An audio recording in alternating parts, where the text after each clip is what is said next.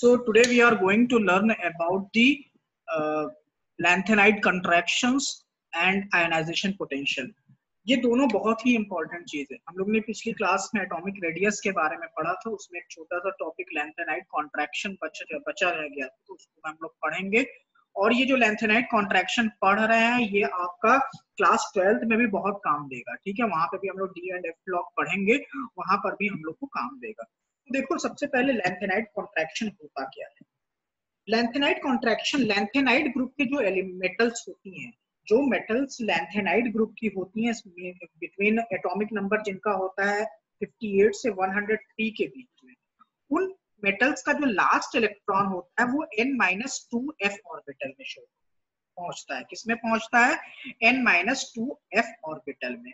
और हमेशा याद रखना कि जो इलेक्ट्रॉन s ऑर्बिटल में होते हैं उनका स्क्रीनिंग इफेक्ट सबसे ज्यादा होता है, फिर p ऑर्बिटल्स के इलेक्ट्रॉन का होता है, फिर d ऑर्बिटल्स के इलेक्ट्रॉन का होता है, और फिर f ऑर्बिटल के इलेक्ट्रॉन का होता है। मतलब जो f ऑर्बिटल में इलेक्ट्रॉन होते हैं उनकी स्क्रीनिंग इफेक्ट बहुत कम होती है। उनकी वजह से जो शील्डिंग होती है आउटर मोस्ट शेल के इलेक्ट्रॉन की, वो बहुत ही कम होती है, जिसकी वजह से ये हो जाता है कि इफेक्टिव न्यूक्लियर चार्ज बढ़ जाता है। जब स्क्रीनिंग इनर शेल के इलेक्ट्रॉन की कम होगी तो क्या होगा? Z इफेक्टिव बढ़ जाएगा, जिसकी वजह से साइज जितनी हम लोग चाहते थे उतनी ना होकर कॉन्ट्रैक्ट हो जाती है। इसी को क्या बोलते हैं? लैंथेनाइड कॉन्ट्रैक्शन बोलते हैं। और ये क्यों होता है? क्योंकि इलेक्ट्रॉन जो होते हैं, जो लास्ट इलेक्ट्रॉन है वो n-2f ऑर्बिटल में एंट्री करता है। इसी तरह से एक्टिनॉइड कॉन्ट्रैक्शन भी प्रेजेंट होता है। तो यहाँ पर क्या होता है कि आप लोगों ने पढ़ा है कि ऊपर से नीचे आने पर एटॉमिक रेडियस इंक्रीज करती है, लेकिन जर्कोनियम की एटॉमिक रेडियस हैफनियम के बराबर होती है। इसी तरह से Nb की Ta के बराबर होती है एटॉमिक रेडियस। आप इसको देखोगे, जर्कोनियम और हैफनियम आपका 5th और 6th पीरियड में आप देखोगे तो इन दोनों की एटॉमिक रेडियस लगभग बराबर होती है। ऐसा क्यों होता है? Due to the lanthanide contraction. इसका दूसरा इफेक्ट ये होता है कि लैंथेनाइड कॉन्ट्रैक्शन में रेडियस जो होता है बहुत ही कम चेंज होता है। तो 5th और 6th पीरियड की रेडियस में बहुत कम चेंज होता है, इस वजह से इनको सेपरेट बहुत ही आसानी से नहीं कर सकते हैं। There is a very difficulty in the separation of lanthanides. Size of lanthanides, अगर किसी एक पर्टिकुलर लैंथेनाइड सीरीज की देखोगे तो लैंथेनम से लेके ल्यूटियम तक, मतलब 58 to 103 तक जाओगे तो एटॉमिक रेडियस क्या होती है? डिक्रीज करती है। एटॉमिक रेडियस डिक्रीज करती है क्योंकि कोवैलेंट कैरेक्टर हाइड्रोक्साइड का इंक्रीज करता है। कॉम्प्लेक्स फॉर्मेशन, साइज छोटा होता है, इफेक्टिव न्यूक्लियर चार्ज बढ़ जाता है, जिसकी वजह से ये कॉम्प्लेक्स फॉर्मेशन की टेंडेंसी भी लैंथेनम से ल्यूटियम तक बढ़ती है, ठीक है। इलेक्ट्रोनेगेटिविटी भी इंक्रीज करती है। और आयोनाइजेशन एनर्जी क्या होता है? टेंडेंसी टू रिमूव इलेक्ट्रॉन, ये हम लोग अभी नेक्स्ट स्लाइड में पढ़ेंगे। तो इफेक्टिव न्यूक्लियर चार्ज जब बढ़ जाता है तो आयोनाइजेशन एनर्जी ज्यादा हो जाती है। आयोनाइजेशन एनर्जी क्या हो जाती है? ज्यादा हो जाती है। तो ये जो स्लाइड है, ये स्लाइड जो इतनी इंपॉर्टेंट स्लाइड है क्योंकि ये क्लास 12th में भी आपको लैंथेनाइड कॉन्ट्रैक्शन में दी जाएगी। सेम क्वेश्चन एक्टिनाइड्स कॉन्ट्रैक्शन भी आ सकता है, तो आप लोगों का वहां पे भी सेम आंसर होगा। वहां पर भी n-2f ऑर्बिटल में ही इलेक्ट्रॉन जाते हैं, तो उसको क्या कहते हैं? एक्टिनाइड्स बोलते हैं। यहाँ पे लैंथेनम की जगह AC हो जाएगा और यहाँ पर LR हो जाएगा। बस ये याद रखना, क्योंकि उसकी जो ऑर्डर ये 58 to 71 तक होता है, 58 to 71 तक होता है। इसके अलावा एक्टिनाइड्स का जो होता है एटॉमिक नंबर कुछ और होता है, ठीक है। तो ये रहा आपका कॉन्ट्रैक्शन के बारे में, सिर्फ याद रखना है इसको। ये क्लास 11th में तो उतना जरूरत नहीं होगी, बट क्लास 12th में बहुत ज्यादा क्वेश्चन आएंगे। लॉन्ग आंसर में भी आ सकता है कि व्हाट इज लैंथेनाइड कॉन्ट्रैक्शन और उसके क्या क्या इफेक्ट होते हैं। तो वो मैंने सारे इफेक्ट आपके स्क्रीन पर लिख दिए हैं, इसको आप लोग अच्छे से पढ़ लेना। एटॉमिक साइज क्या होती है? 5th और 6th पीरियड की लगभग बराबर हो जाती है डी ब्लॉक में ड्यू टू लैंथेनाइड कॉन्ट्रैक्शन। क्योंकि साइज में बहुत ही कम डिफरेंस होता है, इसकी वजह से इनकी सेपरेशन को हम लोग आसानी से इनको सेपरेट नहीं कर सकते हैं। इनकी जो होती है basic strength of hydroxide increase करती है, बेसिक स्ट्रेंथ डिक्रीज करती है क्योंकि कोवैलेंट कैरेक्टर इंक्रीज करता है। जब कोवैलेंट कैरेक्टर इंक्रीज होगा तो हाइड्रोक्सिल आयन देने की टेंडेंसी घट जाएगी, इस वजह से इनकी बेसिक स्ट्रेंथ डिक्रीज कर दे जाती है from lanthanum to lutetium. Complex formation की टेंडेंसी भी बढ़ जाती है, इलेक्ट्रोनेगेटिविटी बढ़ती है और आयनाइजेशन एनर्जी भी बढ़ जाती है। अब आ जाते हैं हम लोग आयोनाइजेशन एनर्जी पे। अब हम लोग कहाँ पर आते हैं? आयोनाइजेशन एनर्जी पे। तो चलो अब स्टार्ट करते हैं हम लोग आयोनाइजेशन एनर्जी को पढ़ना। आयोनाइजेशन एनर्जी में देखो लिखा हुआ है, पहला टर्म है आयोनाइजेशन, मतलब आयंस का बनाना। मतलब कोई मेटल है उसमें से इलेक्ट्रॉन को निकालकर पॉजिटिव चार्ज मेटल बनाने को हम लोग आयन फॉर्मेशन करते हैं। तो the minimum energy required by atom in gaseous state, सबसे पहले आप एटम को गैसियस स्टेट में कन्वर्ट करोगे, ठीक है।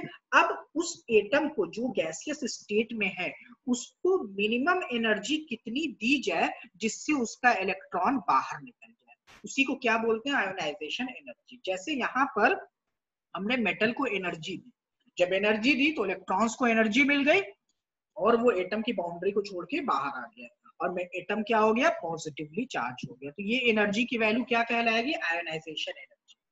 इसको हम लोग आयोनाइजेशन पोटेंशियल भी बोलते हैं और आयोनाइजेशन एंथैल्पी भी बोल सकते हैं। और ये देखो एंडोथर्मिक प्रोसेस होता है क्योंकि हम लोग यहाँ पर एनर्जी दे रहे हैं, because we are providing energy. Here हम लोग क्या कर रहे हैं? We are giving the energy. तो अगर हम लोग एनर्जी दे रहे हैं then it will be an endothermic process. अब देखो इसका इफेक्ट इफेक्टिव न्यूक्लियर चार्ज पे क्या होता है। अगर Z इफेक्टिव आपका बढ़ेगा, मतलब पॉजिटिव चार्ज की जो वैल्यू है न्यूक्लियस की वो अगर बढ़ जाएगी तो जो आउटर शेल का इलेक्ट्रॉन होगा वो अट्रैक्ट होगा न्यूक्लियस से। जो आउटर शेल का इलेक्ट्रॉन होगा वो न्यूक्लियस से अट्रैक्ट होगा, जिसकी वजह से उसको निकालना आसान नहीं होगा, उसको एटम से बाहर निकालना आसान नहीं होगा। मतलब more will be the effective nuclear charge, more will be the ionization energy. एडेस्ट मींस अर्थात there will be difficulty in removal of electron. मतलब जब भी इफेक्टिव न्यूक्लियर चार्ज बढ़ता है, मतलब on moving top to bottom in a group, अगर आप पीरियोडिक टेबल में ऊपर से नीचे आ रहे हो तो क्या होता है? इफेक्टिव न्यूक्लियर चार्ज जो होता है डिक्रीज करता है, इफेक्टिव न्यूक्लियर चार्ज डिक्रीज करता है, जिसकी वजह से आयोनाइजेशन इफेक्टिव न्यूक्लियर चार्ज जो होता है आपका साइज इंक्रीज कर रही है, साइज इंक्रीज करती है एटॉमिक रेडियस की, मतलब इफेक्टिव न्यूक्लियर चार्ज डिक्रीज करता है, जिसकी वजह से आयोनाइजेशन एनर्जी भी क्या होती है? डिक्रीज करती है। मतलब जब इफेक्टिव न्यूक्लियर चार्ज डिक्रीज करेगा तो इलेक्ट्रॉन जो होगा न्यूक्लियस से लूजली बॉन्डेड होगा, इलेक्ट्रॉन न्यूक्लियस से लूजली बॉन्डेड होगा तो उसको कम ही एनर्जी देनी होगी निकालने के लिए। मतलब on moving top to bottom ionisation energy decrease करती है।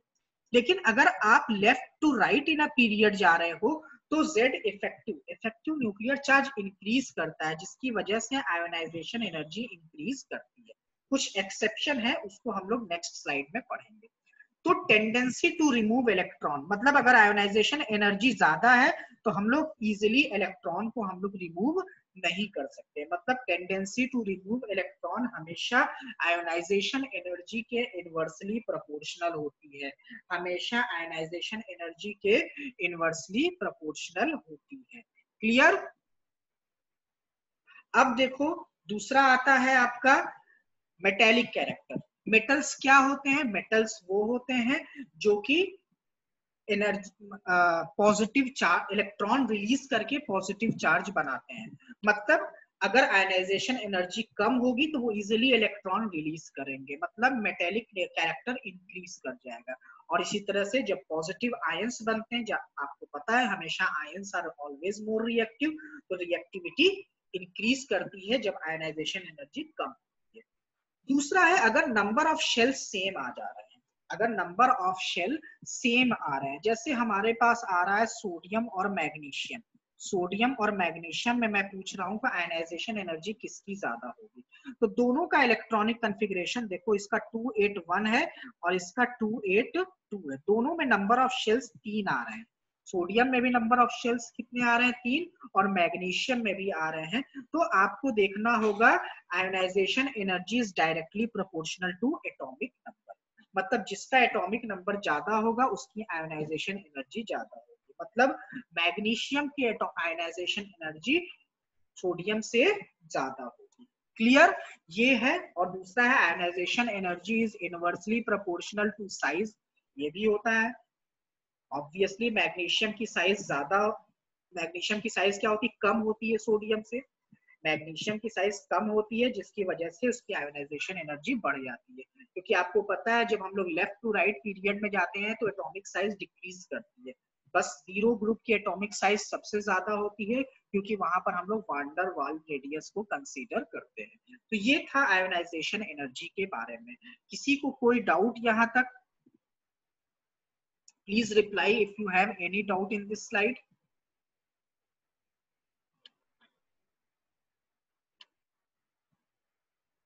Okay sure. अब हम लोग आगे बढ़ते हैं। हमने यहाँ पे देखो लिख दिया है कि on moving top to bottom in a group ionisation energy decreases as number of shell increases and Z effective decreases. जो मैंने पिछली स्लाइड में एक्सप्लेन कर दिया, लेफ्ट टू राइट जाने पे आयोनाइजेशन एनर्जी इंक्रीज करता है क्योंकि इफेक्टिव न्यूक्लियर चार्ज इंक्रीज करता है। यहाँ पर कोई कुछ एक्सेप्शंस हैं। एक्सेप्शन नंबर 1 है कि सेकेंड ग्रुप की आयोनाइजेशन एनर्जी थर्ड ग्रुप से हमेशा ज्यादा होती है। जैसे मैग्नीशियम, आप लोग को देखो यहाँ पर हम चल रहे हैं सोडियम, मैग्नीशियम और एल्यूमिनियम की बात करें कि इन तीनों में किसकी आयोनाइजेशन एनर्जी का ऑर्डर क्या होगा। अगर हम आपसे पूछे कि इन तीनों में आयोनाइजेशन एनर्जी का ऑर्डर क्या होगा, तो ये देखो है आपका 281, ये है 282 और ये है 283। मतलब एटॉमिक नंबर एल्यूमिनियम ये ऑर्डर होना चाहिए, लेकिन ये ऑर्डर नहीं होता है, ये ऑर्डर गलत है। यहाँ पर ऐसा इसलिए हो रहा है क्योंकि मैग्नीशियम के आउटर शेल में देखो 3s2 इलेक्ट्रॉन है, और एल्युमिनियम में देखो 3s2 और फिर 3p1 इलेक्ट्रॉन है, और यहाँ पे देखोगे 3s1 इलेक्ट्रॉन है। इन तीनों के अगर एसपीडीएफ के इलेक्ट्रॉनिक कॉन्फ़िगरेशन को कंपेयर करो तो सोडियम की तो ऑब्वियसली कम होगी, सोडियम की तो ऑब्वियसली कम होगी, लेकिन उसके बाद क्या आ जाएगा आपका एल्यूमिनियम आएगा, क्योंकि मैग्नीशियम में 3s2 है, इस s में एक ऑर्बिटल होता है और ये पूरा कंप्लीटली फिल्ड है। एटॉमिक स्ट्रक्चर वाले चैप्टर में आपने पढ़ा है कि फुलफिल ऑर्बिटल जब होते हैं तो वो इलेक्ट्रॉनिक कॉन्फ़िगरेशन स्टेबल होता है, वहां से इलेक्ट्रॉन निकालना बहुत मुश्किल होगा। इसी वजह से क्या होता है, मैग्नीशियम की जो आपकी आयनाइजेशन एनर्जी होती है वो एल्यूमिनियम से ज्यादा होती है। मतलब यहाँ पे करेक्ट ऑर्डर ये होगा। तो पहला आपको याद रखना है कि हमेशा सेकंड ग्रुप की आयनाइजेशन एनर्जी थर्ड ग्रुप से ज्यादा होगी। इतना तो आपको पता है कि लेफ्ट टू राइट जाने पे आयनाइजेशन एनर्जी इंक्रीज करती है, लेकिन सेकेंड ग्रुप की आयनाइजेशन एनर्जी थर्ड ग्रुप से ज्यादा होती है। इस चीज को आप याद रखिएगा। क्यों ऐसा होता है? क्योंकि सेकेंड ग्रुप के एटम्स जो होते हैं उनका ऑर्बिटल, एस ऑर्बिटल जो होता है फुलफिल होता है। इन द सेम वे और आगे बढ़ोगे तो फिफ्थ और सिक्स्थ ग्रुप में आ जाओ। फिफ्थ ग्रुप की आयोनाइजेशन एनर्जी सिक्स्थ ग्रुप से ज्यादा होती है। जैसे नाइट्रोजन का अगर देखोगे इलेक्ट्रॉनिक कॉन्फ़िगरेशन तो क्या हो जाएगा आपका, नाइट्रोजन का कोई बता सकता है इलेक्ट्रॉनिक कॉन्फ़िगरेशन? 2,5 होता है, ठीक है। और ऑक्सीजन का इलेक्ट्रॉनिक कॉन्फ़िगरेशन 2,6 होता है। अगर आउटर शेल का यहाँ पे लिखोगे तो देखो 2s2 2p3 आएगा, और यहाँ पे 2s2 2p4 आएगा, ये आ रहा है। तो यहाँ पर इसका p ऑर्बिटल देखोगे तो p ऑर्बिटल में तीन, और p शेल सब शेल में 3 ऑर्बिटल होते हैं और तीनों में एक एक इलेक्ट्रॉन है। और यहाँ पर देखोगे तो इस तरह का इलेक्ट्रॉनिक कॉन्फ़िगरेशन मिलेगा, ये वाला। तो हाफ फिल्ड ऑर्बिटल्स जो होते हैं, सबसे ज्यादा स्टेबल फुल फिल्ड ऑर्बिटल होते हैं, देन हाफ फिल्ड होते हैं, उसके बाद पार्शियली फिल्ड होते हैं। तो हाफ फिल्ड ऑर्बिटल्स जो होते हैं वो ज्यादा स्टेबल होते हैं as compare to fulfilled P orbital के। That is the reason nitrogen का आयनाइजेशन एनर्जी ऑक्सीजन से ज्यादा होती है। तो ये दो एक्सेप्शन आप लोग पीरियड्स में याद रखना।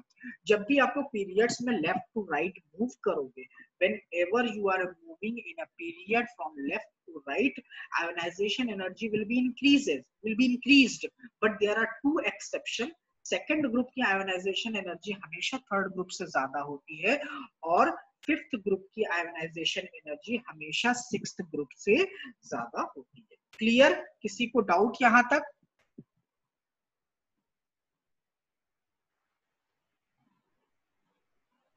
Do anyone has any doubt?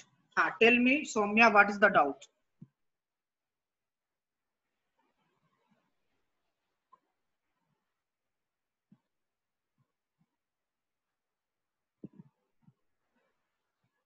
Please write your doubt so that I can answer it. The next point we have to study is first ionization energy, second ionization energy, and third ionization energy. These are the things we will be studying in the next one. So you know that when we remove first electron, जब हम लोग पहला electron remove करते हैं तो उसको first ionisation energy कहते हैं. जब हम लोग दूसरा इलेक्ट्रॉन रिमूव करते हैं तो उसको क्या बोलते हैं? Second ionization energy. इसी तरह से हम लोग आगे बढ़ते जाते हैं.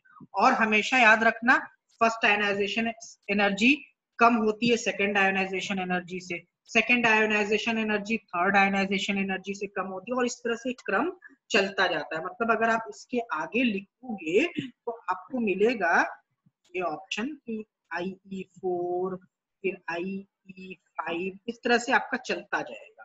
क्लियर? अब यहाँ पर ऐसा क्यों होता है? सवाल ये उठता है कि जैसे फर्स्ट सेकंड आयोनाइजेशन, कोई पूछ लिया आपसे सवाल कि second ionisation energy first ionisation energy से क्यों ज्यादा होती है. तो देखो, मान लो एक मेटल है, एक मेटल है. देखें कोई सौम्या का सवाल क्या है. Okay, sorry it was by mistake. I think Soumya has no doubt. So अगर हम लोग मान लो एक मेटल है, मेटल को हमने एनर्जी दिया, मान लो आयोनाइजेशन एनर्जी 1 दिया, तो इससे एक इलेक्ट्रॉन निकल गया और ये मेटल पॉजिटिव चार्ज हो गई. अब इस मेटल पॉजिटिव चार्ज को हमने फिर आयोनाइजेशन एनर्जी 2 दिया, तो इससे एक और इलेक्ट्रॉन निकल गया. In this way ionization energy, देखो second third fourth fifth ionization energy बन रही है. आप फर्स्ट और सेकंड आयोनाइजेशन एनर्जी को कंपेयर करके देखो कि जब सेकंड आयोनाइजेशन एनर्जी से में इलेक्ट्रॉन निकाला जा रहा है तो एटम के ऊपर ऑलरेडी पॉजिटिव चार्ज है. एटम के ऊपर ऑलरेडी पॉजिटिव चार्ज है, मतलब इलेक्ट्रॉन जो निगेटिव चार्ज होते हैं वो टाइटली बाउंडेड हैं, तो उनको निकालने के लिए हमको ज्यादा एनर्जी खर्च करनी पड़ेगी, जिसकी वजह से क्या होता है, जैसे जैसे हम लोग इलेक्ट्रॉन निकालते जाते हैं आयोनाइजेशन एनर्जी की वैल्यू बढ़ती जाती है. तो कोई पूछेगा कि क्यों second ionisation energy first ionisation energy से ज्यादा होती है, तो आपको यही चीज लिखना है कि जब हम लोग सेकंड फर्स्ट आयोनाइजेशन एनर्जी के बाद जो एटम बचता है उसको पॉजिटिव चार्ज आ जाता है. अब उस पॉजिटिव चार्ज की वजह से क्या होता है, इफेक्टिव न्यूक्लियर चार्ज जो होता है इंक्रीज हो जाता है, क्योंकि इलेक्ट्रॉन कम हो गए, शील्डिंग इफेक्ट कम होगी. इफेक्टिव न्यूक्लियर चार्ज जब इंक्रीज हो जाएगा तो अगला इलेक्ट्रॉन निकालने के लिए we have to provide more energy, we have to provide more energy. And what will happen, the second ionization energy will be more than first one. In the same way, third ionization energy will be more than second one. So let us see one question. I have written the question that write the decreasing order of second ionization energy of carbon, nitrogen, oxygen and fluorine. तो सबसे पहले आप लोग carbon nitro इसको कैसे करते हैं, देखो मेरे करने के अंदाज को देखना. कार्बन, नाइट्रोजन, ऑक्सीजन और फ्लोरीन ऐसे लिख लेना, फिर सबका एटॉमिक नंबर लिखना. कार्बन का कितना होता है 6, नाइट्रोजन का 7, इसका 8 और इसका 9. सबका इलेक्ट्रॉनिक कॉन्फ़िगरेशन SPDF में लिखना. क्लियर? तो देखो 1s2 2s2 2p2, इसका होगा 1s2 2s2 2p3, इसका होगा 1s2 2s2 2p4, इसका होगा 1s2 2s2 2p5. ये लिख लिए. अब देखो सवाल में पूछा है सेकंड आयोनाइजेशन एनर्जी, तो सबसे एक एक इलेक्ट्रॉन निकाल दो, क्योंकि आपको सेकंड आयोनाइजेशन एनर्जी का ऑर्डर निकालना है ना, तो एक एक इलेक्ट्रॉन निकालने के लिए हम लोग को आयोनाइजेशन एनर्जी 1 देनी पड़ेगी. तो क्या हो जाएगा इसका electronic configuration 1s2 2s2 2p1. Outer shell से हमने एक इलेक्ट्रॉन निकाल दिया, इसमें से भी हम लोग आयोनाइजेशन एनर्जी 1 इसको दिए, तो क्या हो गया 1s2 2s2 2p2. इससे भी हम लोग एक आयोनाइजेशन एनर्जी फर्स्ट दिए, तो क्या हो गया 1s2 2s2 2p3. और इससे जब हम लोगों ने ionisation energy first ionisation energy दिया, तो ये हो गया 1s2 2s2 2p4। ये देखो अब आपका बन के चला आया, बन के आ गया। यहां तक किसी को डाउट? इतना सब लोग कर लेंगे? बताओ फटाफट।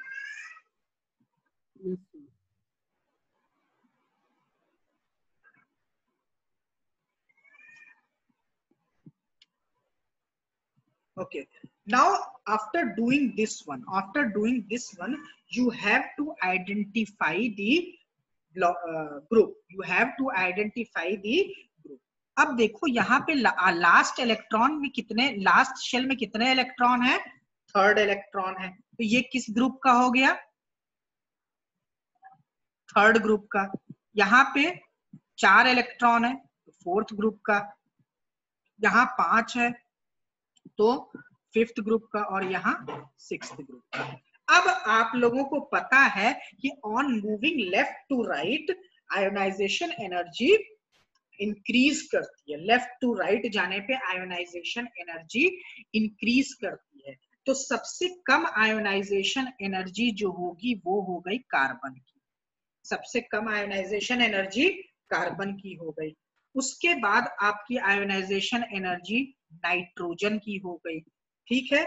उसके बाद आपकी हो गई फ्लोरीन की, और देन हमने ऑक्सीजन लिखा। क्यों हमने यहाँ पे चेंज किया? क्योंकि यहाँ पर देखो क्या है, हाफ फिल्ड ऑर्बिटल है। मैंने हमेशा आपको पिछली स्लाइड में बताया कि फिफ्थ ग्रुप की आयोनाइजेशन एनर्जी सिक्स्थ ग्रुप से ज्यादा होती है। क्योंकि मैंने डिक्रीजिंग ऑर्डर में पूछा है तो इसी चीज को अब आप रिवर्स कर दो, तो आपका आंसर क्या हो जाएगा? क्या आपका आंसर होगा? ऑक्सीजन, फ्लोरीन, नाइट्रोजन और कार्बन। ये आंसर हो गया। तो देखो हमने सेकंड आयोनाइजेशन एनर्जी का ऑर्डर ये बना लिया। तो ऐसा क्वेश्चन जब भी आएगा, सबसे पहले आपको एक एक आयोनाइजेशन एनर्जी का यूज करके एक एक इलेक्ट्रॉन निकाल देना है। फिर आपको डिटरमाइन करना है क्या ग्रुप होगा उस कंपाउंड का। जब आपने एक इलेक्ट्रॉन, ऐसे कार्बन देखो फोर्थ ग्रुप का एलिमेंट होता है पीरियोडिक टेबल में, लेकिन जब आप उससे एक इलेक्ट्रॉन निकाल देते हो तो वो थर्ड ग्रुप की तरह बिलोंग करने लगता है। तो देखो सबका मैंने ग्रुप लिख दिया अकॉर्डिंग टू इलेक्ट्रॉनिक कॉन्फ़िगरेशन। अब आप लोग नॉर्मल जो कॉन्सेप्ट है कि लेफ्ट टू राइट जाने पे आयोनाइजेशन एनर्जी इंक्रीज करती है वो लगा देना। उसको लगाने से पहले दोनों एक्सेप्शंस को आप लोग याद रखिएगा कि क्या क्या एक्सेप्शन था कि सेकेंड ग्रुप की आयोनाइजेशन एनर्जी थर्ड ग्रुप से ज्यादा होती है क्योंकि उसके पास फुलफिल्ड एस ऑर्बिटल होते हैं, और फिफ्थ ग्रुप की आयोनाइजेशन एनर्जी सिक्स्थ ग्रुप से ज्यादा होती है क्योंकि उसके पास half filled p orbital होते हैं। तो this is the question and this type of question can be asked in your examination. और ये जो मैंने बताया है that will be used in NEET and JEE mains. NEET और जेईई मेंस में इस तरह के सवाल आपसे पूछे जाएंगे और आपको करना होगा। अब आ जाते हैं लास्ट स्लाइड पर। यहाँ पर देखो क्या मैंने बता दिया है, ionisation energy on moving left to right. Left to right जाने पर आयोनाइजेशन एनर्जी इंक्रीज करती है और ऊपर से नीचे आने पर डिक्रीज करती है, ठीक है। बस यहाँ पे ये याद रखना है कि सेकेंड ग्रुप की आयोनाइजेशन एनर्जी 13th से ज्यादा होती है। इस चीज को आपको याद रखना है। सेकेंड ग्रुप की आयोनाइजेशन एनर्जी 13th ग्रुप से ज्यादा होती है। हमने आपको बता दिया रीजन, क्योंकि इसमें आप जो मैं वहां पे जो सेकेंड ग्रुप और थर्ड ग्रुप बोल रहा था उसका मतलब मैं मेंडलीफ के पीरियोडिक टेबल के हिसाब से बोल रहा था, क्योंकि अगर इसको आप सेकेंड ए बोलोगे ना तो ये आपका हो जाएगा थर्ड ए, ठीक है। ये आपका थर्ड ए बोला जाता है मेंडलीफ के पीरियोडिक टेबल में, तो मैं उसको लिया था। आप लोग सेकेंड और थर्ड भी ले सकते हो, 13th भी ले सकते हो। तो सेकेंड ग्रुप के पीरियड जो आयनाइजेशन एनर्जी होती है वो 13th से ज्यादा होती है, मतलब कैल्शियम की गैलियम से ज्यादा होगी, स्ट्रोंशियम की इंडियम से ज्यादा होगी। इस तरह से आप लोग इसको याद रखिएगा।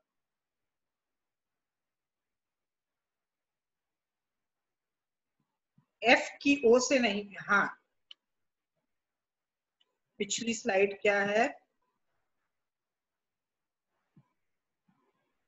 क्वेश्चन है सौम्या का कि सर आपने कहा था पिछली स्लाइड में कि फ्लोरीन का आयनाइजेशन ऑक्सीजन से ज्यादा होती है, एक्सेप्शन है नाइट्रोजन और ऑक्सीजन। मैंने फिफ्थ और सिक्स्थ की बात की थी, देखो यहाँ पर क्या है, और पीछे चले।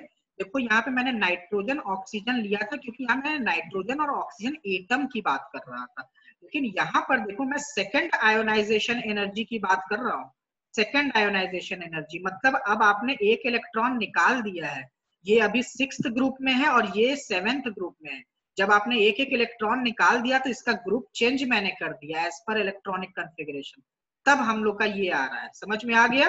क्योंकि हमको सेकंड आयोनाइजेशन एनर्जी की सीरीज लिखनी है, फर्स्ट की नहीं लिखनी है। अब यहां पर आ जाओ इधर और आगे बढ़ोगे तो नाइट्रोजन और ऑक्सीजन में आ जाना। हमेशा 15th ग्रुप की 16th से ज्यादा होगी आयोनाइजेशन एनर्जी, ठीक है। लेकिन जब सेकंड आयोनाइजेशन एनर्जी की बात करोगे तो फिर हमें इलेक्ट्रॉनिक कॉन्फ़िगरेशन लिखना पड़ता है, एक एक इलेक्ट्रॉन निकालोगे। उसके बाद जैसे थर्ड आयोनाइजेशन एनर्जी की अगर मैं पूछ लेता पिछले सवाल में, तो आपको क्या करना होगा, 2 इलेक्ट्रॉन निकालने के बाद इलेक्ट्रॉनिक कॉन्फ़िगरेशन फाइनल लिखना होगा और फिर उस इलेक्ट्रॉनिक कॉन्फ़िगरेशन के अकॉर्डिंग ग्रुप डिटरमाइन करना होगा और फिर आयोनाइजेशन एनर्जी का ऑर्डर लिखना होता है। तो हमेशा ऑर्डर लिखने का फॉर्मेट क्या होता है, सबसे पहले आप लोग इलेक्ट्रॉनिक कॉन्फ़िगरेशन लिखोगे, इलेक्ट्रॉनिक कॉन्फ़िगरेशन लिखोगे, उसके बाद ग्रुप डिटरमाइन करोगे, ग्रुप डिटरमाइन करोगे, ठीक है। और ग्रुप डिटरमाइन के बाद आप लोग को जैसा ऑर्डर है आप लिखोगे। अगर आप लोग का फर्स्ट का ही ऑर्डर पूछा है तो डायरेक्ट इलेक्ट्रॉनिक कॉन्फ़िगरेशन से हो जाएगा। सेकंड आयोनाइजेशन एनर्जी का पूछा है तो एक इलेक्ट्रॉन निकाल कर हम लोग को इलेक्ट्रॉनिक कॉन्फ़िगरेशन लिखना होगा और फिर जो एक इलेक्ट्रॉन निकालने के बाद जो इलेक्ट्रॉनिक कॉन्फ़िगरेशन है उसके अकॉर्डिंगली हम लोग को ग्रुप डिटरमाइन करना होता है। और ग्रुप क्या बताता है, आउटर शेल में नंबर ऑफ इलेक्ट्रॉन्स जितने होते हैं वही ग्रुप आपको दिखाते हैं। अब यहाँ पर आ जाते हैं, सवाल ये है कि which of the following have the largest ionisation energy. कोई आंसर दे सकता है इन चारों ऑप्शन में किसकी आयोनाइजेशन एनर्जी सबसे ज्यादा होगी?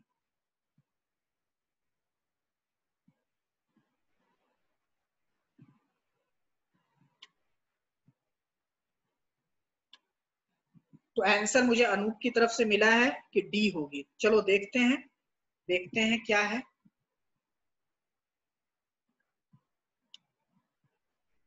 ओके, सौम्या ने भी हीलियम कर दिया है, तो चलो देख लेते हैं answer.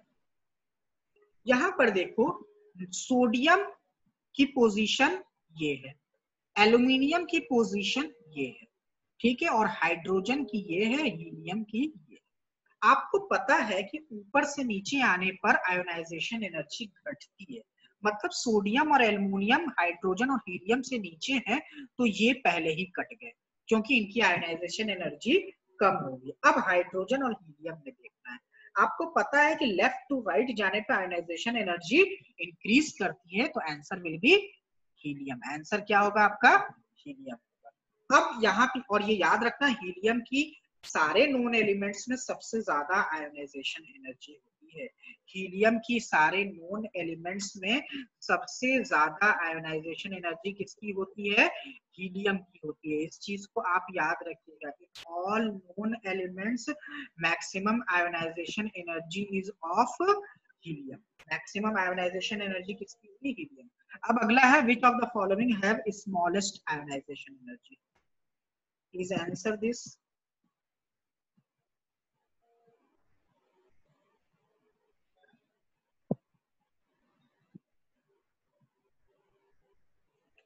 Answer I received from Anoop as A and Soumya is also giving the answer A. Let us see. Potassium is this at this position. This is the position of potassium. I think one more has given the answer. Preeti has given potassium. Yes, I am getting 3 people are giving the answer potassium. Let us see. Potassium is here, calcium is here, okay, and phosphorus and sulfur are here. तो देखो, ऊपर से नीचे आने पर ionisation energy decrease करती है, मतलब फास्फोरस और सल्फर की पोटेशियम कैल्शियम से ज्यादा ही होगी, इसलिए ये दोनों आंसर तो खत्म हो गए। अब हमें पता करना है कि पोटेशियम और कैल्शियम में किसकी आयोनाइजेशन एनर्जी कम होगी। तो लेफ्ट टू राइट जाने पे इंक्रीज करती है, तो of course answer will be potassium. तो देखो, इस तरह से आप लोग क्वेश्चन आपके एग्जाम में पूछे जाएंगे ऑब्जेक्टिव, और इसी तरह के क्वेश्चन आपके नीट और जेई मेंस में भी आते हैं। मैंने आपको ऑर्डर लिखना भी बता दिया, मैंने आपको ऑप्शन से पता करना भी बता दिया। कहीं पे भी आपको देखो याद नहीं करना पड़ रहा है, सिर्फ आपको ये पीरियोडिक टेबल याद करना है पूरा। इसमें अगर आप ये याद नहीं करोगे तो डॉक्टर इंजीनियर बनने का सपना छोड़ दो। अगर आपको ये पीरियोडिक टेबल याद कैसे करना है, ग्रुप वाइज याद करना है, फर्स्ट ग्रुप में क्या है इस तरह से याद करना, ऑटोमेटिकली आपको पीरियड रिमेम्बर हो जाएगा। First group, second group, third, fourth, fifth ऐसे याद करना है। ऐसे नहीं कि एटॉमिक नंबर के बढ़ते हुए ऑर्डर में याद कर रहे हैं, no. This image should be present in your mind, this image should be present in your mind, okay. And if you don't remember it, it is sure that आप NEET और जेई मेंस में periodic table से related कोई सवाल solve नहीं कर पाओगे। इन दोनों क्वेश्चन में आपने देखा कि पूरा पूरा इमेज है।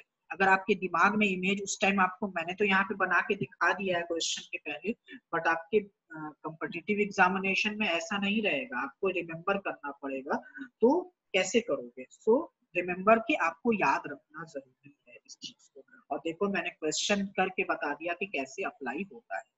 So this is all about the ionization energy. This is all about the ionization energy.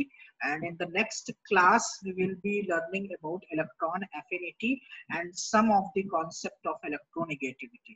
ये दो चीज पढ़ने के बाद थोड़ा सा डायगोनल रिलेशनशिप वगैरह बचा होगा, उसको हम लोग पढ़ेंगे, फिर ये चैप्टर ओवर हो जाएगा। ठीक है? So thank you all for the joining. And if you have any question, you can ask.